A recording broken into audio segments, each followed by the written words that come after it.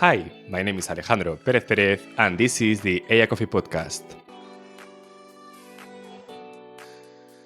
Every week, you will have one disruptive aspect of technology and artificial intelligence for the time you drink a cup of coffee.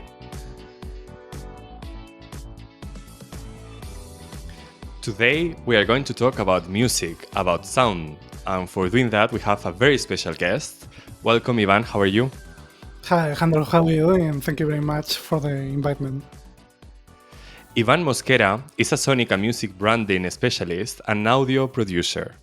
He is the founder of ivanmosquera.es, where he specialized in sonic identities for brands, offering services like audio branding, sound design, and music composition. Wow, Ivan. We're going to talk about sound, about music, about branding. I think today we are going to learn all from you. But first, if I am curious about what inspired you to dive into the field of audio branding and music composition. Well, I think nobody starts learning music thinking I'm gonna specialize in audio branding, right? Because many people doesn't even know actually what audio branding is. So I started as someone else. I started learning my music studies, specializing in electric guitar, getting a diplomature around this, and I expected myself to be something like a session musician working for albums or something like that. And later on, I had the chance while I was studying my engineering to work as composer for my first game, right? My first video game. And after that, a lot of chances appeared. I started to work with many solo developments, with many indie studios, and finally I ended working with some AAA companies, right? Like Ubisoft in my case. So I thought that it was a very interesting field because I had a really deep investment around video games when I was younger, as well as with music. But at that moment, my partner was studying or graduating from graphic design and started a project of creating a branding studio. So at that point, I started to learn about branding, about marketing, advertisement, things that I thought I knew something about it, but it was a very, very, very deep field, actually. But when I was working as a composer, I had a methodology, right? Based on how should music translate the emotions that we are seeing at the screen, right? So if the character is having fear, if he's angry, if he's happy, I had a methodology to translate these emotions into music parameters, right? Parameters. So, for example, if you wanted to sound something nostalgic, we can actually very easily see a piano, see a violin, see something calm, very, very slow, for example, no? Slow tempo, this kind of stuff. And actually, that's the methodology that audio branding uses to create sonic experiences for brands in the many touch points of the brand, right? So it felt like something very natural to me to go into that field, even if I had to learn a lot of other stuff, and I continue learning of it. But I think it's very interesting for composers and for musicians to actually give it a chance to understand how music in advertisement and branding works. Mhm. It sounds really interesting, and the use of technology in your case, the use of music and sound to create brands. Yeah, Because usually when we think about branding, we try to think about a visual identity, for example, of a correct. website, of a communication. But it's also very relevant to talk about sound because I think all of us have already music from advertising, so things that we have learned or listened when we were teenagers or children, and we keep this forever because I think sound is even it goes farther than something you see. Hmm. But I want to highlight a sentence, if you let me, of your LinkedIn bio, Yeah. and I will connect it to one of the main questions I have, which is what is branding and music branding for you? So you said in your LinkedIn bio, and I will translate directly from Spanish, you Hmm. say the sound causes the brand to vibrate. Hmm. So can you explain us why you have this sentence in your bio of LinkedIn and what's branding for you? Yeah, sure. Well, we can actually relate very easily vibration with sound, right? Because if we have a momentary sound, a momentary vibration, it we can hear a certain frequency, right? I actually loaded into TikTok and YouTube and that a reel of me working with my coffee machine, right? Because when when it is doing a coffee, it actually emits this frequency, right? I said myself, well, why can I take this frequency and make a song allowed it to represent this brand? In this case, was Dilanji, you know. And actually, that frequency was a D note, right? A D note. So I thought, oh well, the most proximate to it, the closer to it was a D note. So I took this D note and I wrote how is that audio brand, audio logo around it. Okay, very simple, very clean, trying to evoke this brand value that maybe the Donji has. I don't have the brand book with me, but something was there with their visual, their verbal identity, as you said, right? So to me, I think branding has the chance to use sounds to create emotions uh, that actually works along with the visuals and the verbal, right? We can create complete experiences even when we have our eyes closed. So, for example, many brands are entering the brand podcast. For example, are creating branded podcast experiences, and many of us watch on this listen to this podcast without video. So, how can we perceive that the brand is still there using sound? Because it's the only thing we have in that moment, right? So if we create an audio sonic identity around the brand and we incorporate this in this podcast, in these videos, in every single touch point of the brand, we can tell the same brand values all the time, basically, right? Mhm. It feels like magic a little bit, like Yeah. but for me, for example, it feels strange to understand how you can translate values that at the end of the Mhm. day are ideas. Like, for example, you can keep the values of, I don't know, a company, like maybe Yeah, works of with humanitarian values or innovation values, and you correct. take this and you translate it into one specific music, a music Yeah, logo, you said. there's a lot of cultural heritage in there, because even if you work with any brand from another country, you need to understand how music works in that country in particular. For example, I have the example of MasterCard that they did their Sonic Identity in 2018, I think it was most like it, okay?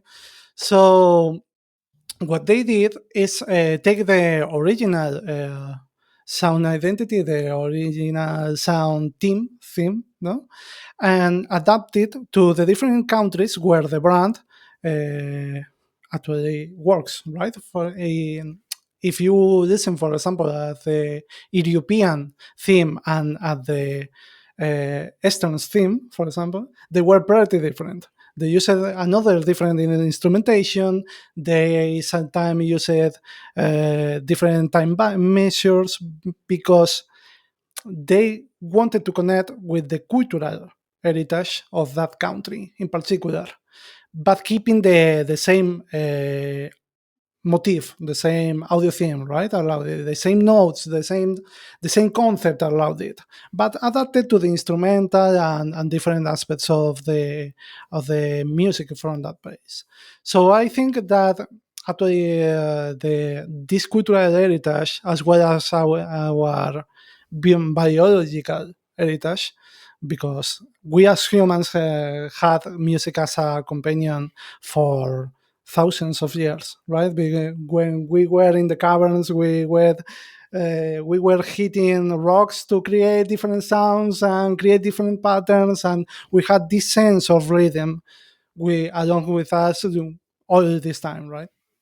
Mhm. So in the end, you just need to see these connections. You need to see how how it's possible that me in Galicia, for example, have many similar reference as the people in the UK, for example, or in Ireland, on because we have the sea, the ocean around us, and we have many musical connections actually based on the concept of the ocean in our poems, in our writings, and that writings were translated into music, and we got into almost the same result, right? Mhm. It's something like that. Yeah, I get it. I get it. And I can imagine also how these references are very relevant for a podcast, for example, for content Mhm. creators. And this connects to another thing I wanted to talk with Mhm. you, which is how your business works. Because Mhm. you, as I said at the beginning, you create music composition for example, a podcast or for advertising. So also you said video games as well. So, how does it work at the end? In what aspect? Excuse me. Like, for example, imagine that myself, as a content creator, I want to Yeah. work with you. So, what do you require from me, for example, to work with you, or from my podcast, or how does it work? I'm curious about that. Well, we have to difference from the kind of product, right? Because it's not the same a video game as working with a brand that is trying to create a product, for example. No? Because in the video game, there's an artistic, some concept allowed it that I we usually criticize this, right? That many video games don't take their product as a product; they take it as so much as art, right? And this artistic perspective usually alters the business perspective, makes them do some mistakes, as we could say otherwise, right? Because many big companies do many business choices around a video game, and finally they forget about the artistic part of this media. So, for example, if you are a content creator, you have your podcast, the first thing I will tell you that we need a previous brand strategy. Even if you are a personal brand, I know that you work your brand strategy recently, right? So so we need it first because that simplifies my work in terms that I'm not the one that have to choose what values do you have. You need to already know that. You need to know the storyline of your brand. You need to know what are you selling, what are you saying to people, how your product works. So I sent you a briefing. You in that briefing indicate some reference that you have for your brand. Some reference. Indeed, I ask you some musical reference that you hear in your personal life, because I cannot perceive myself having a music that I would not like, for example, right? I Yeah. am a very open-minded person around music, but there's some people that have some obvious preference for some music genre or whatever. So I ask for those reference, even if the final product is not exactly the same music genre, but it will have some elements around it to make you comfortable around it, right? With a business brand or commercial brand, better said, it will be very much of the same process. Just is a little more complex because you may have more touch points and you need to understand, okay, so we may need a theme for events and a theme for podcasts and a theme for ads, for example, Hmm. and they will not work the same way, because in a event, for example, you may need some music that is alone, playing along the whole event for hours, lasting hours, and you cannot be a music very charging, right? But you can create a piece that actually relates with the original piece of your brand, the original sonic theme. So it will work the same way for any other brand or Hmm. any other product. Hmm. And now I will ask you a bad question. Do you like my music?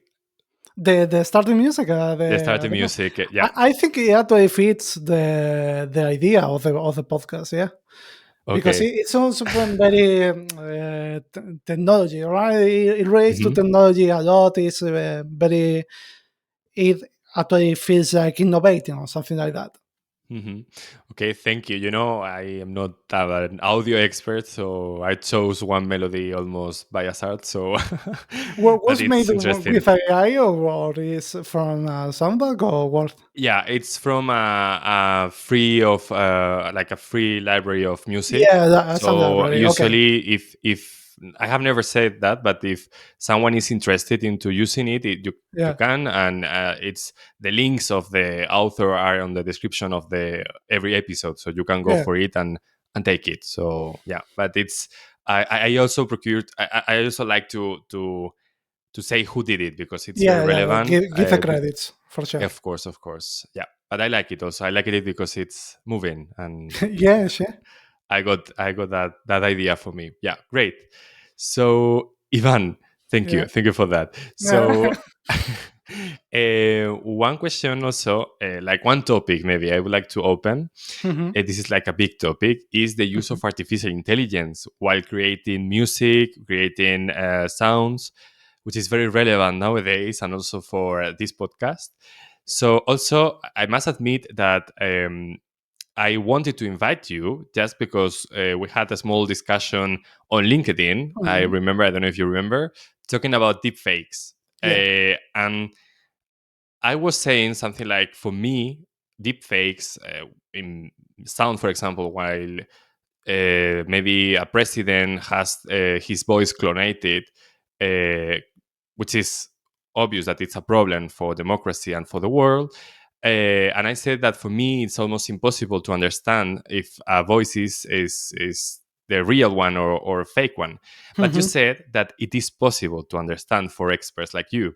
So I am curious, how can we detect deep fakes? Or, I mean, of course, maybe there are ones that are very very obvious, but for others it's maybe not. So how can we detect those? Yeah, I was actually working. I remember more or less the discussion, and I remember that I was talking most likely about music generated with AI in this case, right? Because voices are a little more complex.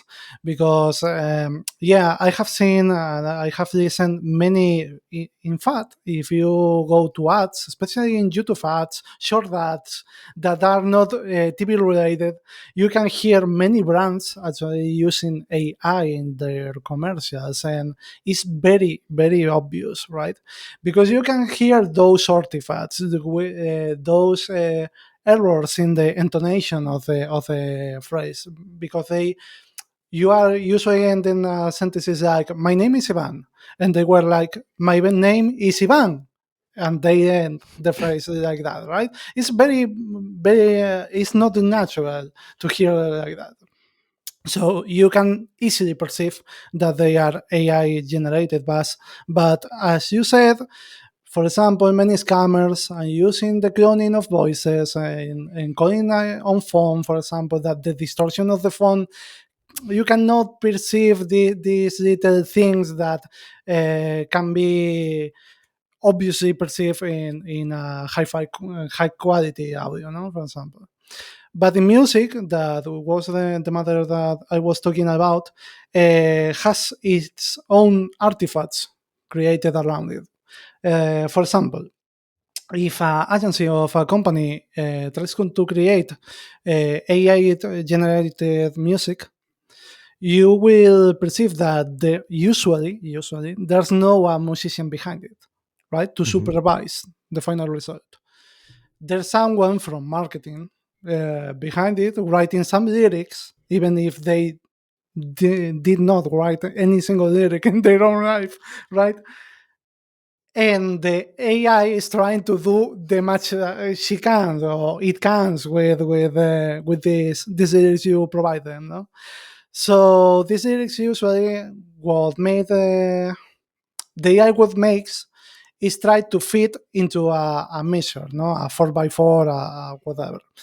And in mainstream music, we usually have 4x4, no? This 1, 2, 3, 4, 1, 2, 3, and 4. Most common popular music. You can see how sometimes the AI to fit those lyrics invents one extra bit to fit the lyric, and Wow, it really? fits, yeah, and it fits really unnatural at the end, right? Well, because you are 1, 2, 3, 4, 1, 2, 3, 4, and finally you listen 1, 2, 3, 4, 5. What? What's happening here, right?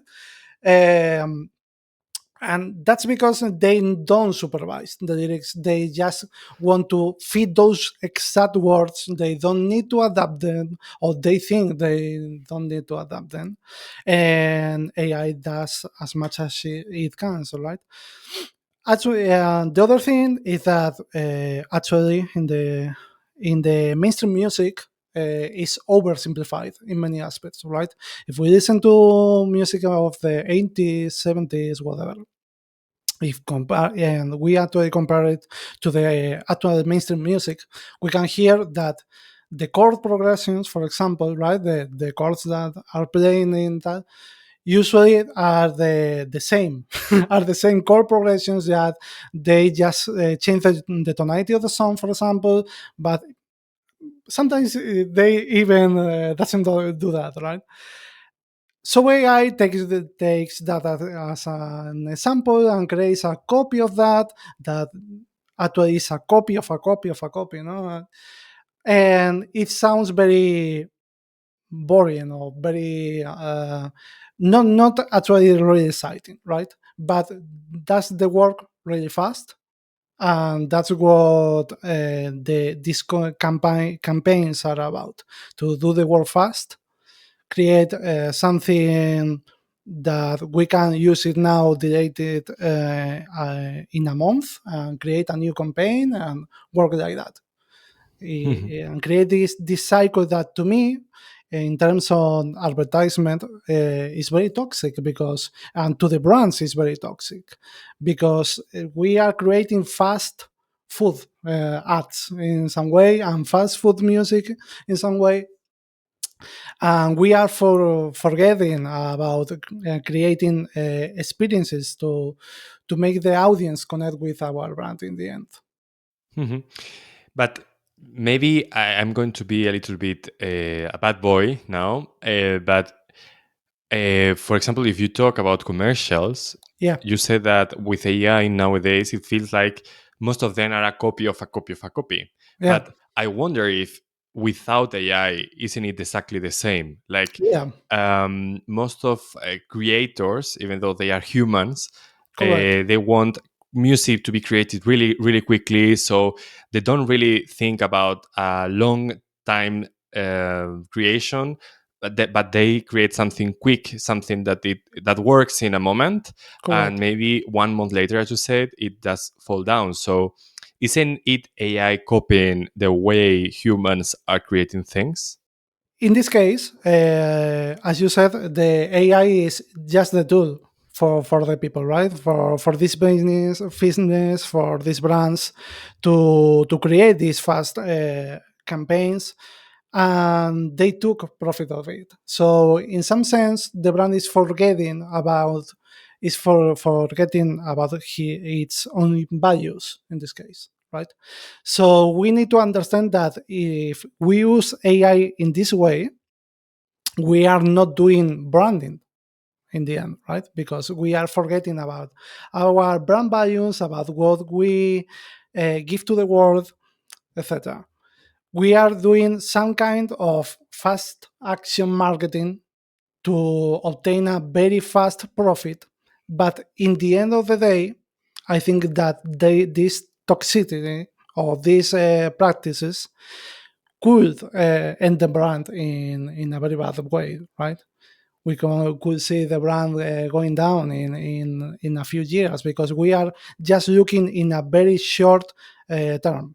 We are not looking in the long term. And branding is very much about short, mid, and long term. So I don't think it's a AI issue in this case, as you said, it's a human issue, but AI is the tool people usually point at because they say, if AI didn't exist, this would not happen. That's delusional, right? Hmm.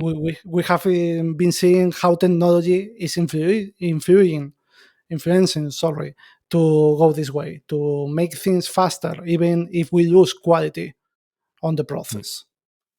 Yes, and actually, I always say the same, and I think this is my main idea, is that we can use AI for everything, but at the end of the work, at the end of everything, it should be a human, and as Yeah, you said, an expert, a musician, taking care of of the music you are producing. So um, it's now, for example, talking about maybe 5 years ago, you didn't need to play every instrument you wanted to put in a correct. specific music because you had already a computer with a lot of programs and things. I don't know exactly Yeah, which yeah, ones, but virtual instruments, a lot of stuff like exactly. that. Yeah, So you had this already. So now you have another maybe more powerful instrument, which is AI, that maybe correct. works on things maybe better or maybe quicker. I don't know. But then you need at the end of the day a person, a human being, an expert Mhm.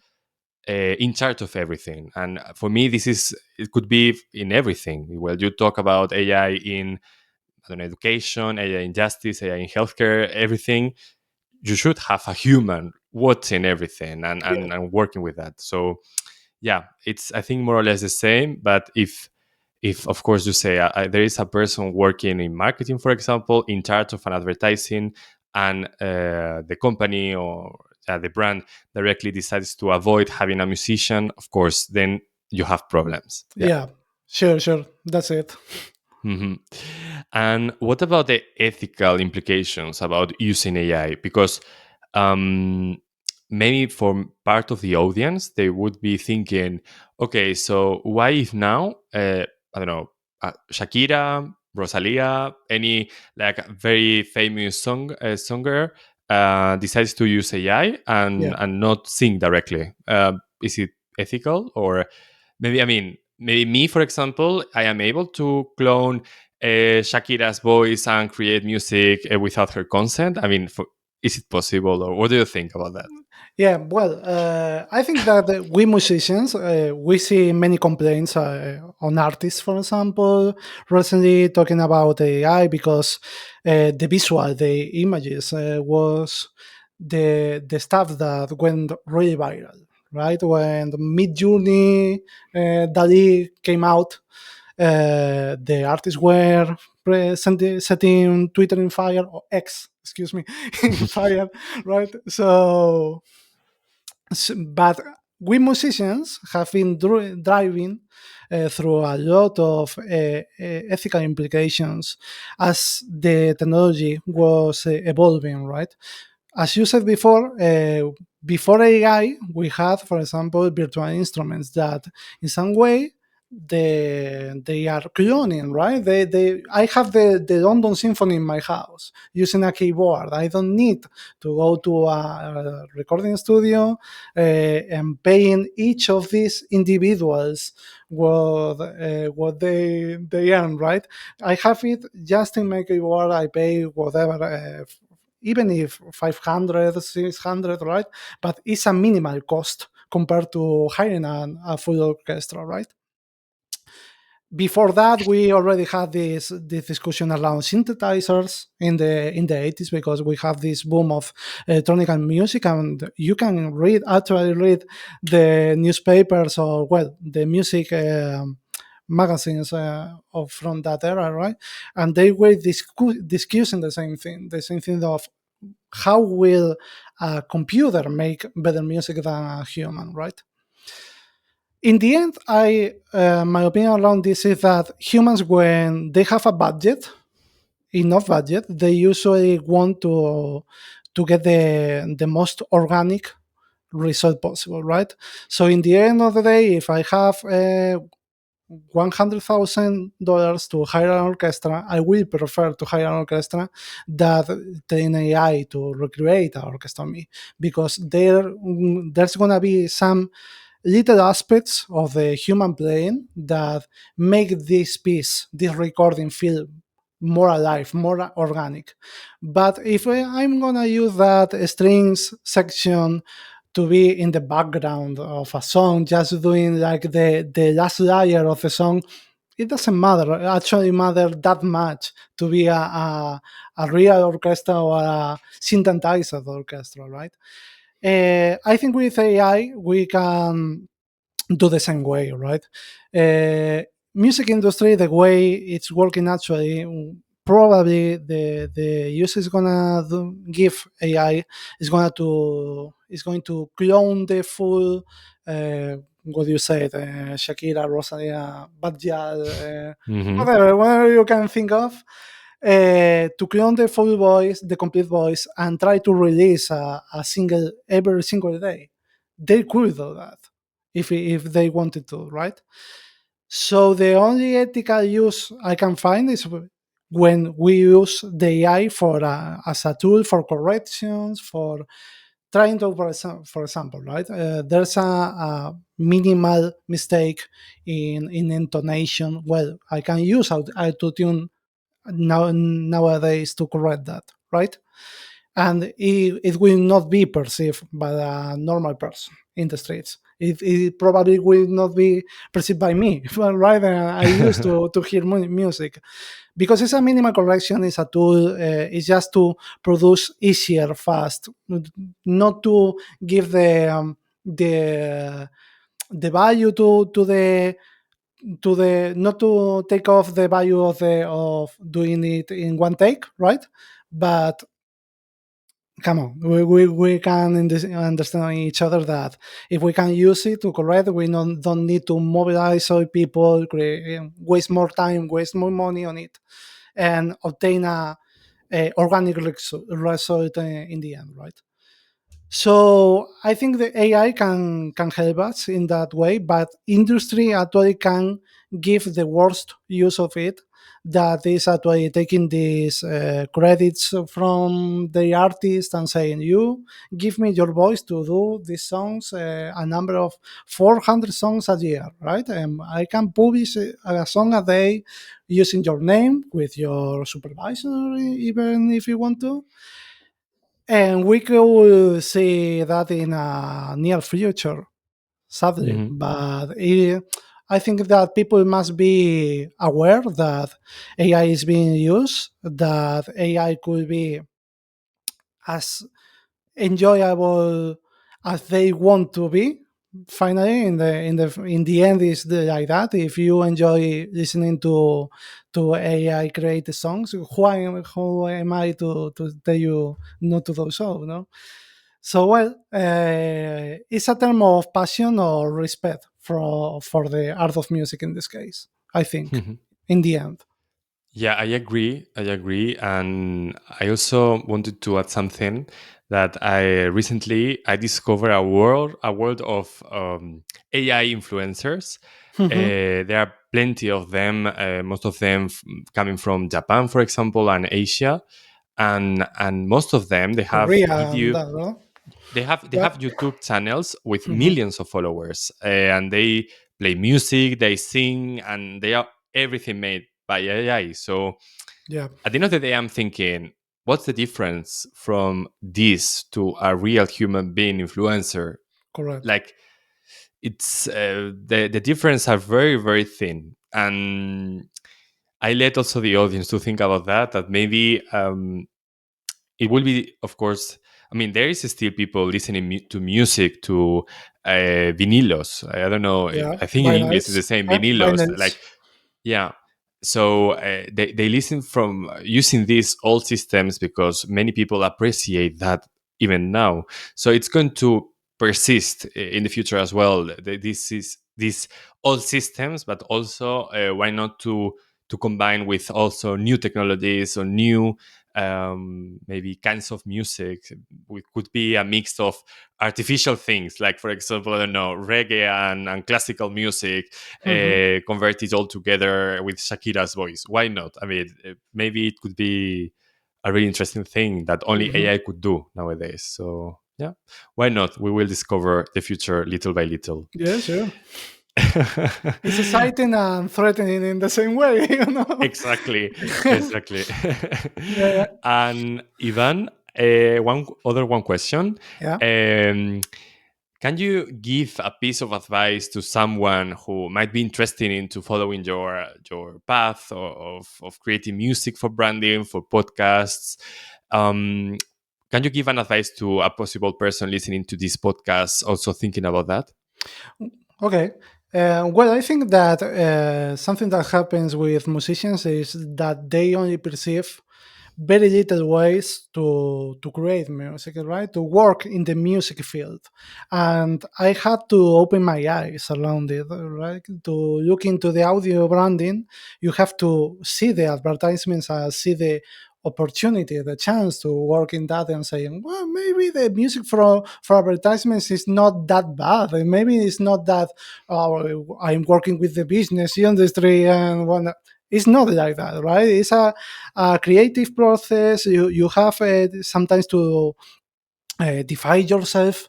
It's a very chanceful matter in sometimes. So you get out of your comfort zone and you develop yourself as an artist, right? And a musician in this case.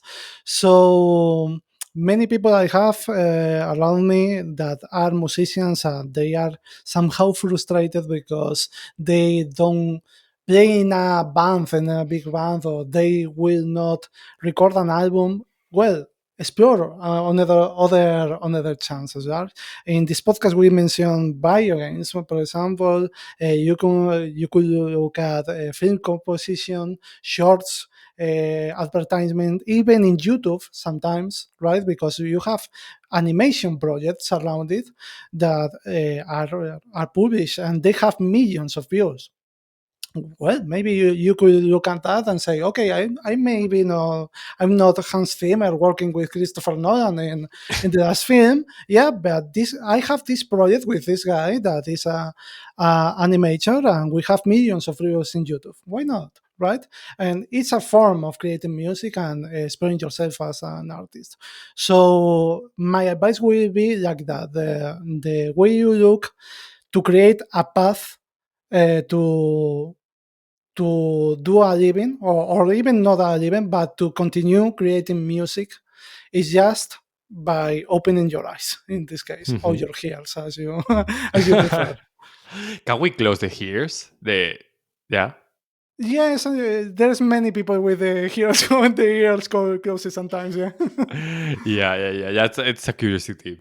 Okay, so we are running out of time, Ivan. I have just Yeah. two questions that I always ask us at the end of every episode. So the Okay. first one is, which is your favorite type of coffee? because, you know, this Okay. is the AI Coffee podcast, and coffee is very relevant here. So we Okay. wonder which is your favorite type, and also how can the audience connect with you if they want to know more about audio branding, create music, a composition. Yeah, let us know. Okay. Coffee preparation, you mean? Yes. Yeah, okay. Well, I only consume specialty coffee. I'm somehow a little, a little, how is that? A bohemian around coffee, a little bohemian around coffee.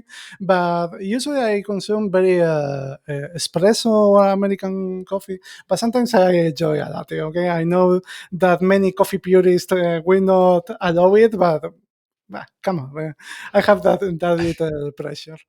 And to connect with me, you can freely check my website, ivanmosquera.es, as we said in the beginning, and send me a message in the contacto, porque there's only a Spanish website at the moment. But you can send me a message in whatever language I can understand, or contact me in my LinkedIn page, as well as you can check my YouTube channel. It's mostly in Spanish, but well, you can activate the subtitles. Yeah, and maybe in the future is AI is going to translate everything Yeah, that's a good on the use, for flow. example, right? Because why not? You can translate your own voice into different languages and respect the original interpretation in your original language. So, come on, there's a good application. Mhm. Great. So thank you very much, Ivan. I think we have all learned a lot about AI in the I music hope field. so. Thank you. Yeah. Also, we also learn how to use AI not ethically for creating music. So I think it was really relevant, and I hope you liked it as well. Yeah. I was very, very comfortable. So thank you very much, Yeah. Alejandro. Thank you very much. And also, thank you very much to you that are watching until the end. It was a pleasure being with you one more week. If you liked it, please subscribe to the podcast. It's free. It gives me a lot of energy to continue with this project. And also, you can give me 5 stars on Spotify, like button on YouTube, and all that stuff we always say at the end of every episode. So, thank you very much. Bye bye. Bye bye.